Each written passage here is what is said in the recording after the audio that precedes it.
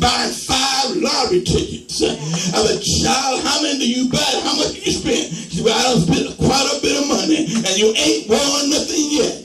Well, they got a trap set for you.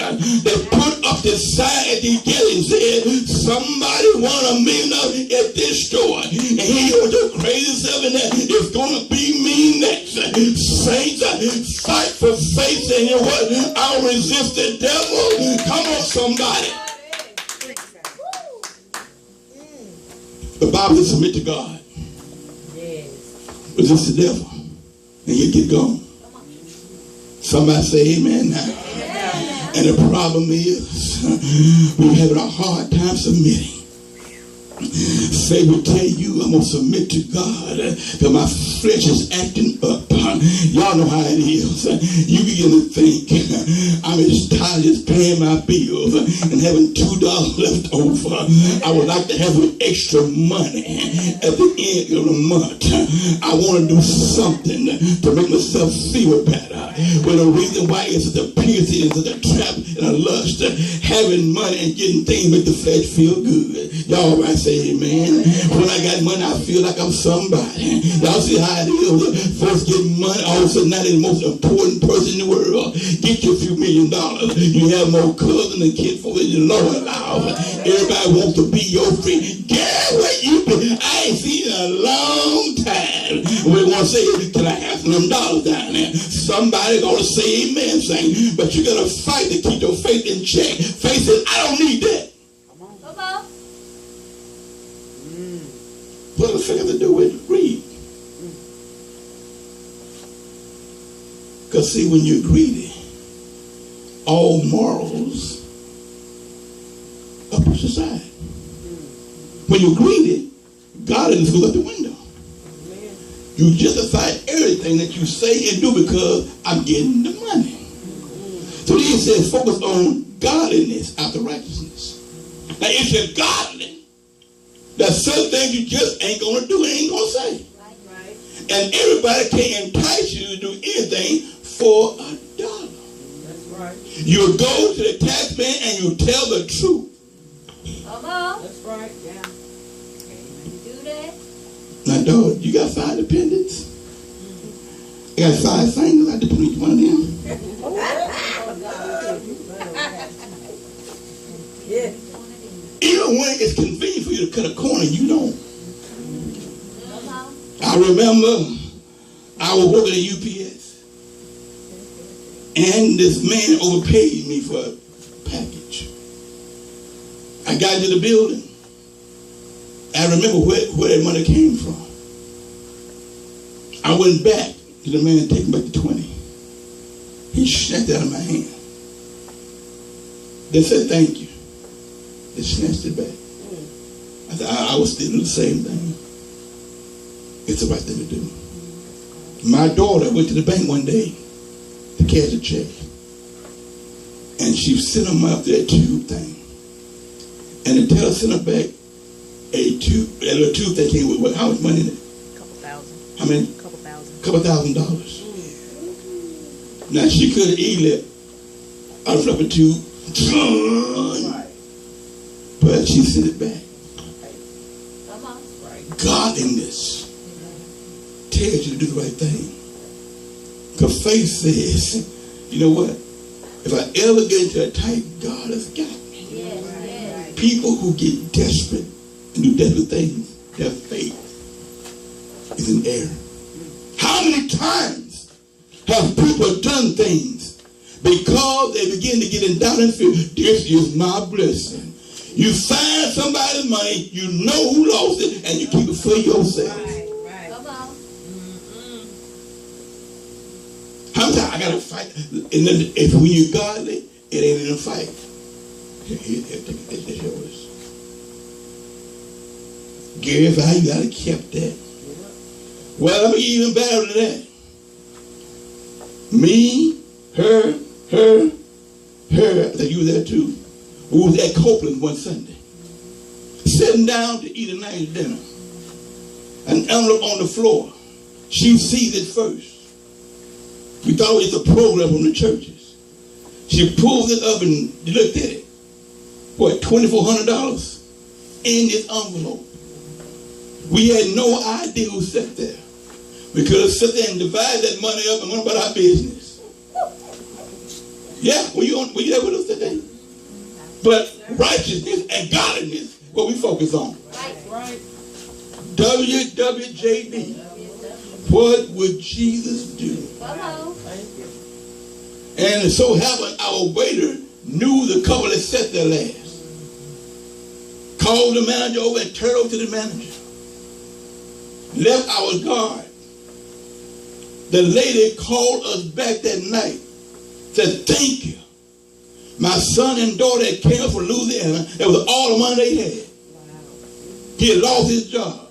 And my daughter had said, the money is gone, we ain't never see it no more. And she kept saying, God gonna make a way. She trusted in God.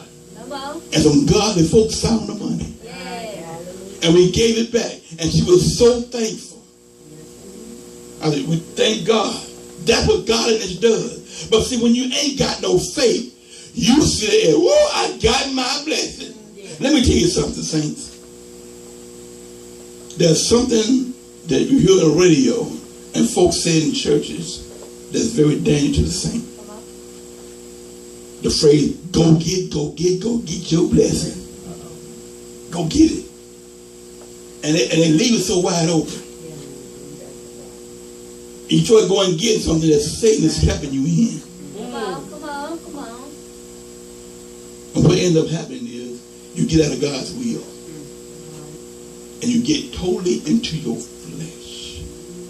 And before you know it, nothing else in church gives you any kind of joy except talking about money. That's all that matters. Blessing and money and my season. And God didn't do it for you.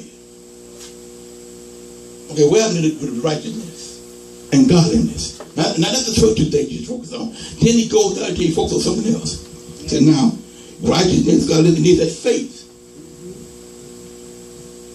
Okay, I found out something. When I focus on my faith, I calm down. Yeah. Come on. When I ain't got the money to pay a bill, God got this thing. And every time I focus on my faith, God always do exceedingly, abundantly, more than I can even think or even ask. All right. Come on now.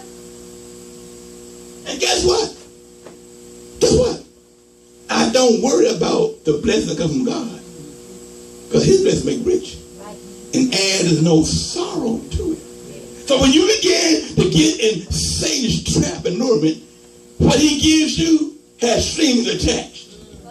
Y'all ain't hearing me?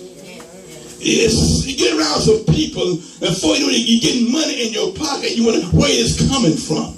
And you found somebody that stole something somewhere. These nice shoes I got for $15, that cost $1,500.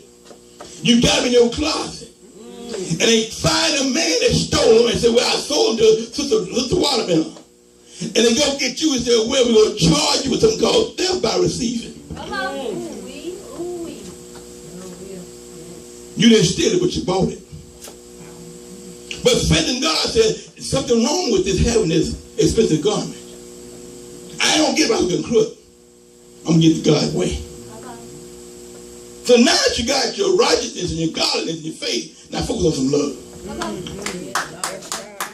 Yeah, I hope y'all getting this thing today. Come on. I'm fighting for my faith to keep my mind level. Because Satan, we can get overboard in anything. Come on now. There's nothing wrong with talking about blessings. But we got to be sober-minded. And what Satan wants to do is get one-sided. Right. How you doing? I'm blessed and highly favored.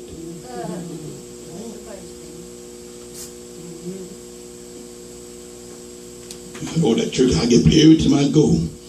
And God give me a blessing. Then you find somebody on TV with this miracle water. And they show, come help us, Lord. 10 black women. I got 5,000 the next day. I got 100,000 next day. I got all this money because of some water. ain't said God, it was the water. What they're doing, it is stripping them of their faith. How you know, Pastor? Because the Bible says faith come by hearing. And hearing the word of God. So if you ain't getting no word in you, if all you hear is prophecy, you ain't fighting for your faith. Matter of fact, after you've been so deluded in the prison of lust after money, your faith begins to become non-existent. Because my flesh is so happy, my faith have become stripped down to nothing. So therefore, I don't depend on God for anything. I don't pray for anything. It's in my bank account. So then he said the love of money is the root of all evil.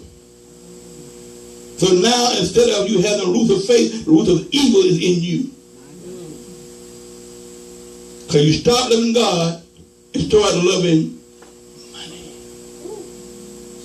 And guess what? It's in the church. Yeah. Come on. It's in there. It's in the church. So the root of evil is in the church because they love the money instead of God. Materialism. That's where it is. So when they see a ministry like Word of Truth, they keep on walking. No, God ain't in there. Well, he driving a 2011 Nitro. That thing is 7 years old. Ain't nobody got a Cadillac. And look at what they ain't no church building. That's a storefront. God ain't in there. Come on. Yes, he is too. Come on. We love the Lord. So when you get desperate, you start cutting corners, you start praying and start plotting. And usually the devil comes some kind of scheme that's immoral, illegal, and fattening. And before you know it, you ain't trusting God no more. Right. Come on. Got all kinds of scams going on. Matter of fact, I remember there's a woman, she was here in Little Rock. They preached so much money in their church until the lady wanted to impress her pastor. She worked for the state. And she found with a scheme. She embezzled $35,000 from the state and gave it to the church. She went to prison and the pastor went on vacation. Oh, wow. Lord have mercy. It's a crying shame. I know they want to get that money back, but she embezzled and gave it to the church. Because all they talk about was money. Saint, let me tell you right now, you need money. Yes, you do it for your life, but don't let that be the focus of everything you think about. Every morning, it just them forget that, Lord, let me put it to you like what the Bible says. We should keep our mind on him first. Seek ye first the kingdom of God and his righteousness, and all these things should be added. My priorities are right. So now, Satan has a plan to attack your faith by trying to replace it with the love of money. And see, he makes it seem so logical. If I got my money, I ain't have to worry about really begging God for help. But God got you there for a reason. If everybody became financially independent, who we praying? What you pray for? I'm sick. Well, I'm going to get the best surgeons that are in the world. Yeah, I'm going to call in Dr. Feelgood. Yeah, cut it out. That was his class. I ain't worried about it. Right now, there are people right now who are rich saying going to church is a waste of time. There are folks that are so rich until they lead a company and just go around the world. Let somebody else handle that. I got so much money to worry about it. And God gets no praise. And all their faith is in their money. They trust in their riches. Saints, you may not be ever get independent. You may ever get $1 million in your bank account. But thank God you're fighting for your faith. Come on. I still got it. Now, I never tell you something that now you probably never thought about it this way, but not having things could be the best thing that ever happened to you. Because I'm going to tell you right now, I understand now why there were some rich folks wouldn't give their kids everything. They taught them how to work for it. So they can do what? Appreciate. I appreciate my upbringing as a child of God and as a, you call it, young boy that lived in poverty and didn't even know it. I'm serious. We didn't know what poverty was.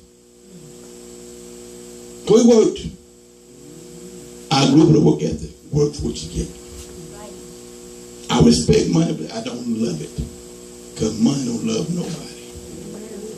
Saints, fight for your faith. Fight. And fight good. How do I fight? I pray. I fast. I study. I read. I'm faithful to the house of God. I keep my mind on Him. That's the fight. Come on. And that's the good fight. We thank God for today's message. I hope something was said today that will help you along the way. So why are you worried about your bank account? Worried about whether or not I got faith in God? Come on.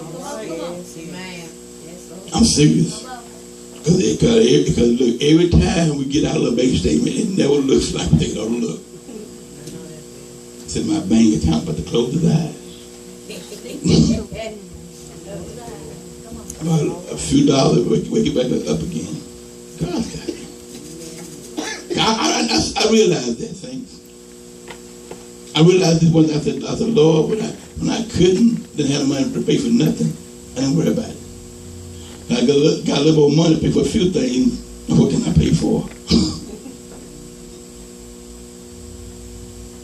When you didn't have it, you said, Lord, I put it in your hand. And you get a little independent. All of a sudden now, you question whether or not you should give your tithe to the church. Like the man who made $100 a week saying, you pay $10 a week tithes. Then he said, God bless me, make $1,000 a week. And now his tithe is $100 a week. He had a problem with it now. Lord bless me if I want to pay $10 a week. So he lost $1,000 a week job, got back $100 a week job. Trusted in riches. We thank God for you again. If you need prayer, you feel like your priorities are misplaced.